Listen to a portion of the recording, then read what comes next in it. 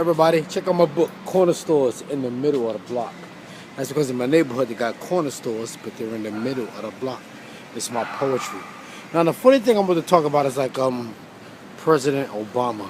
You ever notice when 8 years ago when President Obama was running, he was always touted as America's first black president, and he wasn't. But by the way, I didn't vote for Obama neither time. I didn't vote for him the first time or the second time. But America, all while his campaign, when he was running the first time, he was always touted as America's first black president. But if they're going to tout him as the first black president, he never passed any bills or did anything specifically for black people. So why praise him as being America's first black president if he was not there to help black people specifically?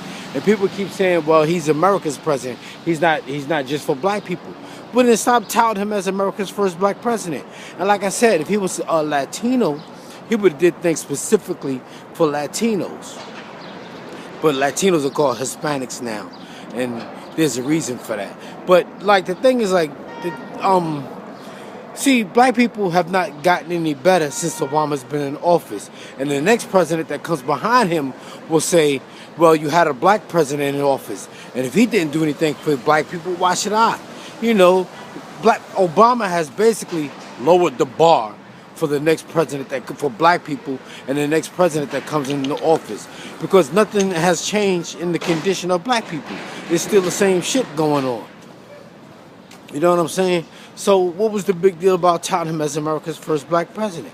And you still got black ghettos. And see, people keep saying, well, black people got their problems of their own, and that's true. And see, black people got special problems because black people in America, and that's the word black is an adjective, but it's just crazy because I just said, the word black is an adjective.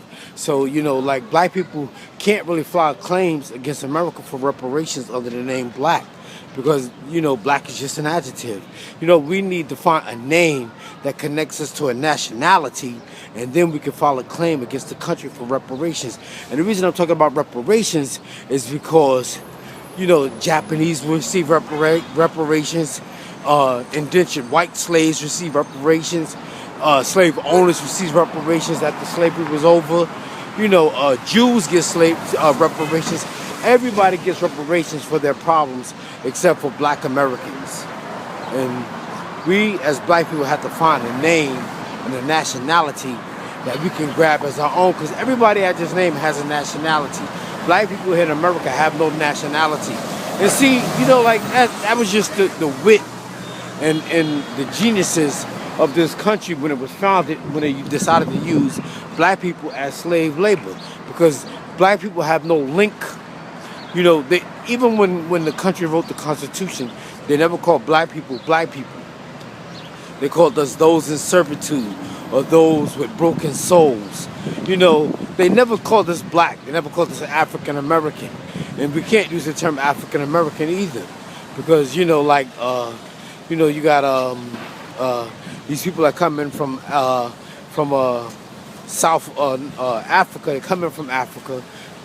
They come in from Africa, like the Muslims. They come in from Africa, and then they can be considered African American also. Like I said, Charlize Theron, the white actress, she's African American. She's white. She was born in Africa, but she lives in America now, so she's African American. And this is what I mean when I say black people here in America have problems that specifically black people problems that nobody can fix but us. I don't know. We're in bad shape, man. Black America's in bad shape. Oh, and I just want to talk real quick about the book. And the book title is called Corner Stores in the Middle of the Block. That's because anywhere you go in America and you see a corner store, a liquor store, a Chinese restaurant, and a lot of churches, that let you know you're in a bad neighborhood. And most bad neighborhoods are in big cities in America. And 75% of black people live in metropolitan cities like Birmingham, like Houston, like Philadelphia, like Newark, like Trenton, New Jersey, like Patterson, New Jersey, Oakland, and of course New York City. And that's why I mean, this is why black people are living in poverty, because these cities are breaking black people. You know, they're and Chicago, and they're breaking black people down. They're breaking us down. And what I mean by that is like like we don't control and own anything in America.